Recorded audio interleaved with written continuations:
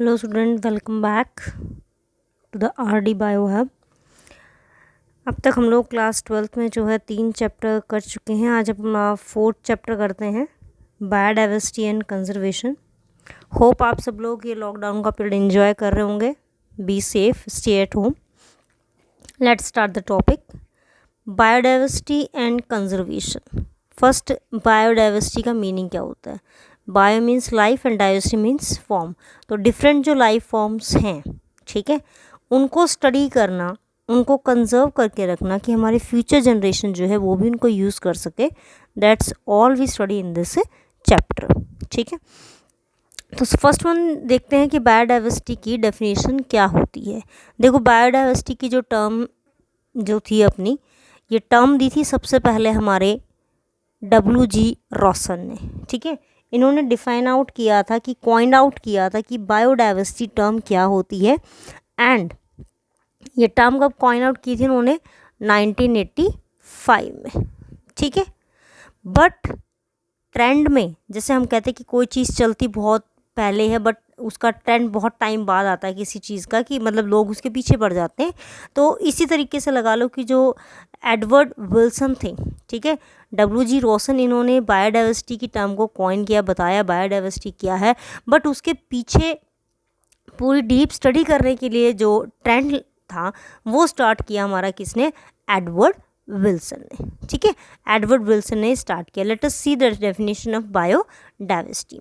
Normal definition अगर हम देखें वो क्या है, the occurrence of different type of genes, gene pool जो पूरे डिफरेंट एक एरिया के अंदर, मान लो 10, 15, 20 जितनी भी हमारी स्पीशीज़ है, उन सब के जीन्स को कलेक्टिवली अगर हम कहें, that is called as the gene pool. Species, habitats and ecosystem in a particular place and various part of earth is called as biodiversity। एक पर्टिकुलर प्लेस पे या अलग अलग पार्ट पे हम उसको स्टडी करेंगे, ठीक है। But according to the convention on biodiversity, जो कि CBD, ठीक है, हमारी CBD है, इसका आर्टिकल 2 जो है वो क्या डिफाइन करता है, variability among living organism from all sources. जितने भी ऑर्गेनिजम्स हैं वो जहाँ पर भी अवेलेबल हैं, जो भी सोर्स है, देखो मैंने वर्ड जो लिखा है, T का मतलब है terrestrial, M for marine and others, ठीक है। तीनों में से कोई भी सोर्स हो सकता है। And the ecological complexes of which they are a part, ठीक है, किसी का भी पार्ट हो सकते हैं, चाहे वो एक फॉरेस्ट का पार्ट हो, ठीक है। जैसे आप लोगों ने 10th स्टैंडर्ड में किया था फूड चेन, फूड वेब। तो एक ऑर्गेनिज्म जैसे फूड वेब के अंदर अलग अलग लेवल्स के ऊपर होता है, ठीक वैसे ही एक कॉम्प्लेक्स स्ट्रक्चर भी उसका हो सकता है, of which they are a part. This include diversity of species की एक सिंगल स्पीशी की हम स्टडी कर सकते हैं, बिटवीन डिफरेंट स्पीशीज स्टडी कर सकते हैं, and the whole ecosystem should be studied, ठीक है। अब बायोडाइवर्सिटी हमारी होती है 3 टाइप की। ये देखिए 3 टाइप कौन से हमारे। First one is genetic diversity, species diversity and ecological diversity. ये 3 डाइवर्सिटी जो है हम लोग स्टडी करते हैं। सबसे पहले हम स्टडी करते हैं इसके अंदर genetic diversity. What is the meaning of genetic diversity? इनकी जीन्स को हम स्टडी कर रहे हैं। Basically we are getting the genetic information कि उसके जीन्स कैसे हैं, वो जीन्स जो प्रेजेंट हैं वो क्या रिस्पॉन्ड करेंगे, कौन सी प्रोटीन्स बना रहे हैं, ठीक है। बेसिकली उसके बारे में पूरा स्टडी करना। जेनेटिक जो डाइवर्सिटी है, ये कोई भी ऑर्गेनिज्म अडेप्ट करता है टू इट्स एनवायरनमेंट। वो जिस एनवायरनमेंट में रहता है उसके अकॉर्डिंग ही वो अडेप्ट करेगा, ठीक है। उसके बाद नेक्स्ट आता है and to respond to natural selection आप लोगों ने पहले कर चुका, डार्विन ने दिया था कि जो ऑर्गेनिज्म जिस एरिया के लिए जितना सूटेबल है वो वहाँ सर्वाइव करेगा। अगर वो सूटेबल नहीं है, if it is not suitable to that particular environment, the particular organism should escape from them और शुड गेट एक्सटिंक्ट, ठीक है। It enable a population to adapt to its environment. ये ऑर्गेनिज्म को उसके एनवायरनमेंट में adapt करने में help करती है। अडेप्ट करने में हेल्प करती है मतलब न्यू स्पीशीज़ की फॉर्मेशन होती है इसके अंदर। न्यू स्पीशीज़ की फॉर्मेशन कैसे होगी, लेट अस सी। देखो अगर मान लो हम लोगों ने लगा लिया कि एक कोई एरिया है, वहाँ पे एक स्पीशी रहती है 1, ठीक है। सपोज़ हमने मान लिया कि it is a virus species जो पहले से वहाँ पे एग्जिट करती है। इस वायरस स्पीशी के अंदर क्या हुआ, somehow it get resistance to specific protein, ठीक है। कुछ स्पेसिफिक प्रोटीन के लिए इसके अंदर रजिस्टिविटी आ गई। फर्स्ट वाला जो वायरस था जो पहले से था उसमें ये नहीं था, ठीक है। उसके अंदर कुछ जेनेटिक चेंजेस आए और उसके अंदर रजिस्टिविटी डेवलप कर गई। अब यहाँ पे क्या हुआ, न्यू वायरस विल अराइज, ठीक है। एक नया वायरस अराइज हो गया। This new virus is arise from the previous one, ठीक है। And this is what we called as a speciation. origin of species is called as a speciation. You have done already in 10th standard. तो इसमें देखो कि यहाँ पे इसने क्या कहा कि जो हमारी ये जेनेटिक वेरिएशन है ये स्पीशिएशन को भी लीड करती है। जीन्स में चेंज आया, नई स्पीशी बन गई। अब now I am focusing about a particular plant. Look at this, rolfia vomitoria. Rolfia vomitoria is a special particular plant that found only in the Himalaya ranges. यानी कि हमारे इंडिया के अंदर हिमालय रेंज के अंदर मिलता है। ये हाईली मेडिसिनल वैल्यू का प्लांट है। इसकी रूट्स जो होती हैं, देखो मैंने स्पेशली इंडिकेट किया कि इसकी रूट्स जो होती हैं ये यूज़ होती हैं because they produce a chemical called as reserpine, जिसको यूज़ किया जाता है किसके लिए, for the treatment of high BP, ठीक है। हाई बीपी को ट्रीटमेंट करने के लिए हम इसको जो है यूज़ करते हैं। और भी यूजेस है, जैसे आपने क्यूनिन के बारे में पढ़ा हुआ है। क्यूनिन हम किस में यूज़ करते हैं, as a anti malarial drug, ठीक है। मलेरिया को प्रिवेंट करने के लिए यूज़ करते हैं। ठीक ऐसे ही देयर आर मोर देन 50,000 से भी ज़्यादा स्ट्रेन प्रेजेंट है हमारे यहाँ पे राइस के, एंड 1000 से भी ज़्यादा वैरायटी प्रेजेंट है किसकी, मैंगो की। The next is the species diversity. Species diversity में हम किसको स्टडी करते हैं, वैरायटी ऑफ स्पीशीज़ को, ठीक है। वैरायटी ऑफ स्पीशीज़ कहाँ की, एक पर्टिकुलर एरिया की हो सकती हैं, उनके सराउंडिंग रीजन की हो सकती हैं, ठीक है। नाउ हियर द एग्जाम्पल कि फॉर एग्जाम्पल द वेस्टर्न घाट। अब वेस्टर्न घाट कौन से हैं, ईस्टर्न घाट कौन से हैं, ठीक है। इसके लिए late us see the India map. इसमें हम देखते हैं इसको, हियर इट इज़। ये देखिए आप लोग, इसमें देखिए आप ये एरिया जो देख रहे हैं, this one is the Himalaya region, ठीक है। ये हमारा गंगा प्लेन हो गया। This is the desert, Thar desert area, ठीक है। ये सेमी एरिड एरिया है, ना तो यहाँ पे टोटली जो है हम लोग बोल सकते हैं डेजर्ट है, ना टोटली यहाँ पे हमारी सॉइल जो है वो फर्टाइल है। This one is the Western Ghat, here is the Eastern Ghat, और ये दक्कन का एरिया है, ठीक है। आप लोगों ने जोग्राफिकल एरिया जो है वो लोअर क्लासेस के अंदर पढ़ रखा है, तो सेम वही प्लेन्स हैं यहाँ पे, ठीक है। और इंडिया जो है ये 12 बायोडाइवर्सिटी के मेगा हॉटस्पॉट्स में से 1 हॉटस्पॉट जो है ये है हमारा इंडिया, ठीक है। तो ये टोटल लोकेशन होगी हमारी किसकी, ओवरऑल स्पीशीज़ की, कि कहाँ पर कौन सी स्पीशीज़ सबसे ज़्यादा मिलती है, ठीक है। Late us see the next term. उसके बाद नेक्स्ट टर्म इसके अंदर है the species richness. Species richness, rich का मतलब क्या हुआ, अमीर है भाई, ठीक है। स्पीशी है मतलब वहाँ पे स्पीशीज़ बहुत ज़्यादा है, इसलिए उस एरिया को हमने क्या कहा कि भाई स्पीशी में अमीर है, भरा पड़ा है ये, ठीक है। डेजर्ट में चले जाओ, वहाँ में कुछ नहीं मिलता सिवाय कैक्टस के, ठीक है। But if you go to the Himalaya region, ठीक है, और टू अ मेराइन एरिया, ठीक है, तो वहाँ पे हमें मेराइन एरिया में क्या मिलेंगे, फिशेस की वैरायटीज़ बहुत मिल जाएंगी। हिमालय रीजन में हमें different type of flora and fauna दोनों मिल जाएंगे। तो this is what species richness is number of species per unit area. जो हम एरिया स्टडी कर रहे हैं उस यूनिट एरिया के अकॉर्डिंग हम उसको काउंट करेंगे। Then species evenness. इवननेस का मतलब भी यहाँ पे मैक्सिमम से है कि जो हमने स्पीशी रिचनेस स्टडी की है एक पर्टिकुलर एरिया के अंदर, उसमें कितने इंडिविजुअल्स हैं of different species, not one, of different species, ठीक है। जैसे मान लो हम लोगों ने ये area suppose this is the area that we have to study, ठीक है।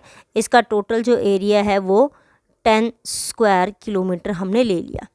यहाँ पे टोटल नंबर ऑफ स्पीशीज़ हमें मिलती हैं 15, ठीक है। तो इसका मतलब ये एरिया क्या है, it is full of species evenness, क्योंकि यहाँ पे डिफरेंट स्पीशीज़ हैं।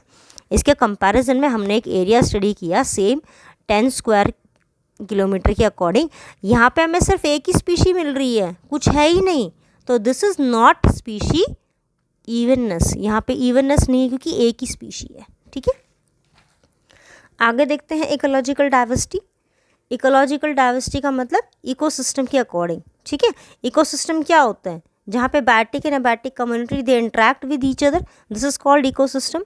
And for the basic concept of ecosystem you may go to the class 10th our environment, chapter number 15 की वीडियो है, you can see the first video, उसके अंदर है इसके basic concept, you may go through that also. The represent the local, अभी देखो मैंने क्या कहा कि इसमें क्या कर रहे हैं हम लोग, जो इकोसिस्टम के अंदर है, जो कम्युनिटी है, वेदर द बायोटिक और अबायोटिक, उनके बीच में इंट्रैक्शन हम स्टडी करेंगे। लोकल यूनिक हैबिटेट होगा। देखो हर एक ऑर्गेनिज्म का अपना एक पर्टिकुलर हैबिटेट होता है, ठीक है। जैसे हमारा घर है, हमारे घर को हमने क्या बोला, इट इज़ अवर हैबिटेट। आपका रूम, योर पर्टिकुलर रूम जिसमें आप रहते हैं, ठीक है, जिसमें आपके अकॉर्डिंग आपने सारी चीज़ें अरेंज कर रखी है, that particular room you can say it is your निश्चय, ठीक है। हम इसको क्या, किसका नाम देते हैं, निश्चय का।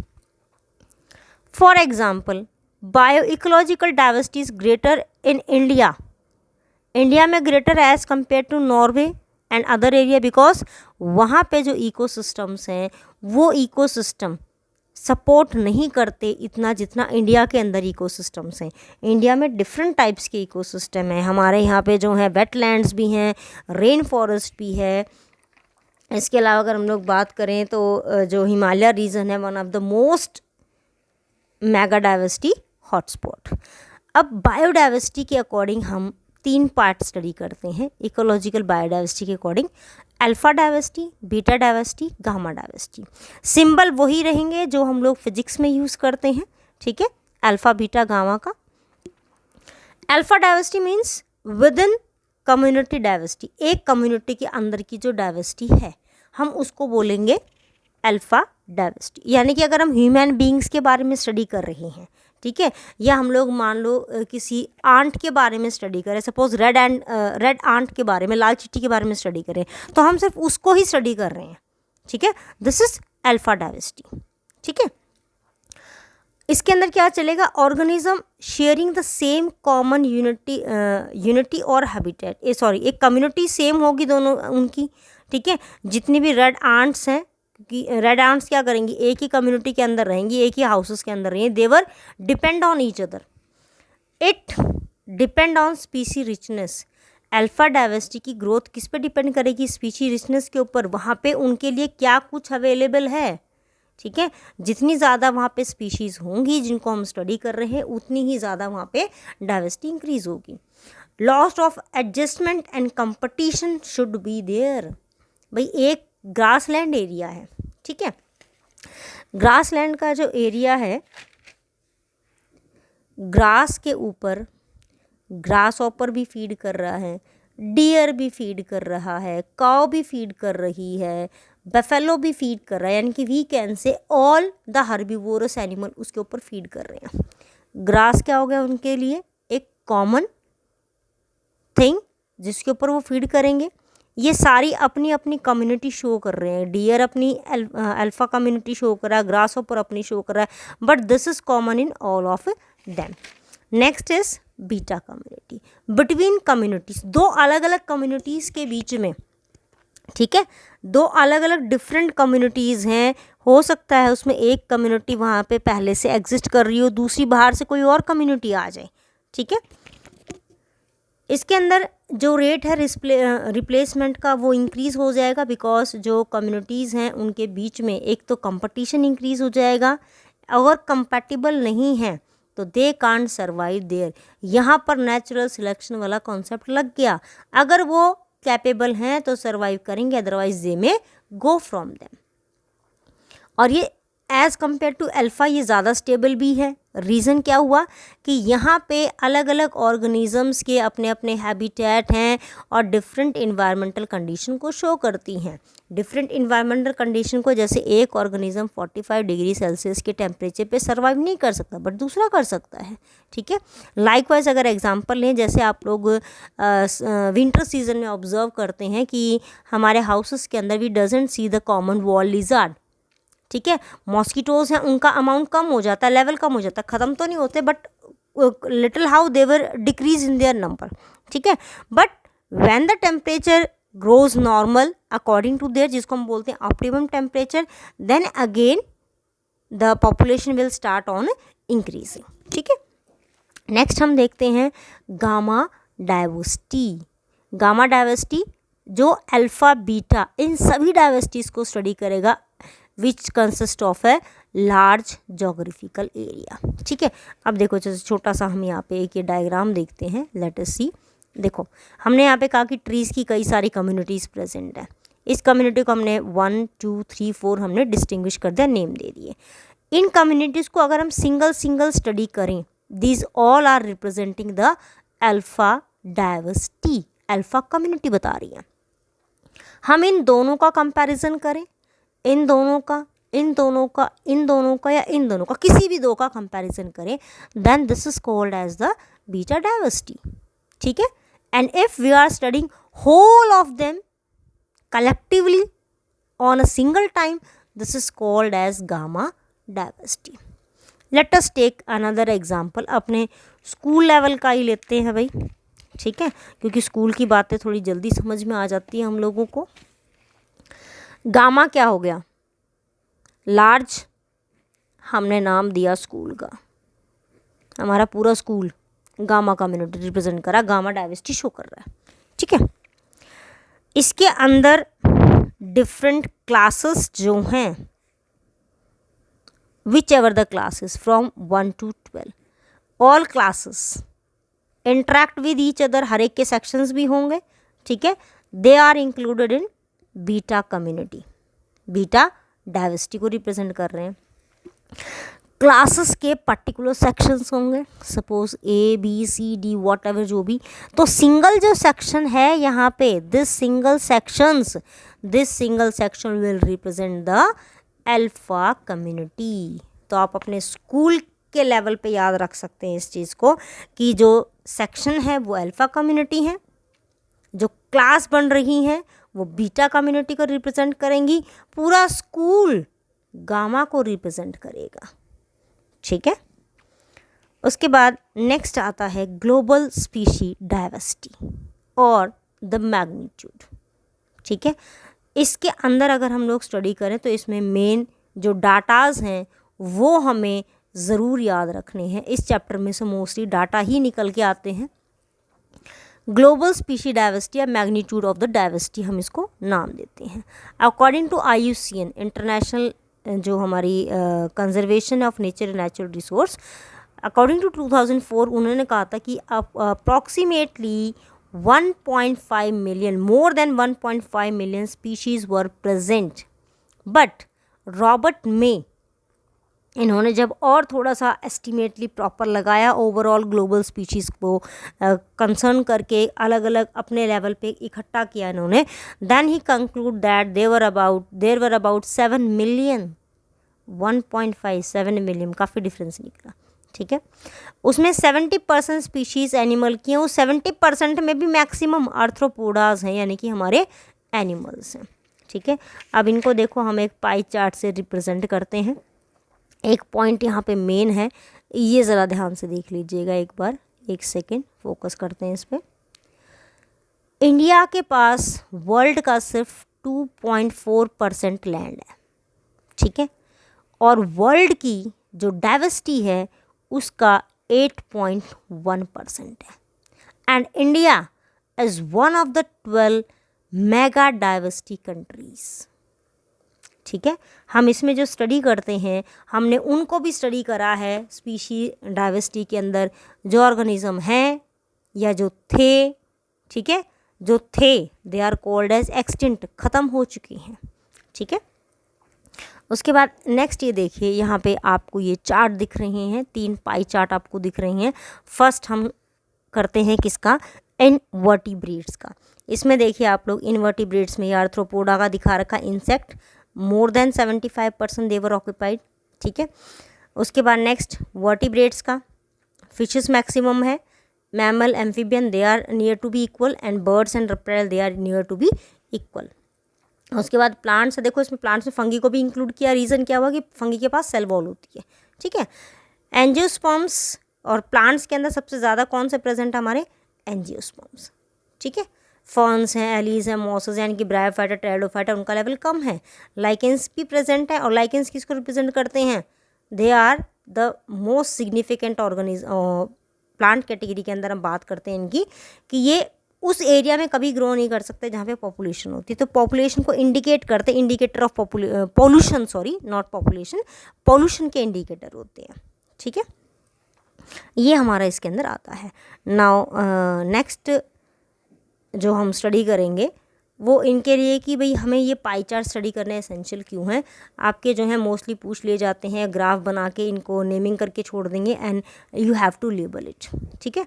That's all for the today. इसके जो नेक्स्ट हम लोग स्टडी करेंगे, इसके पैटर्न क्या हैं, what are the different species diversity ecosystem की अलग अलग हाइपोथेसिस क्या थी, ठीक है, and why should we conserve it, it should be covered in the next video. Thank you all.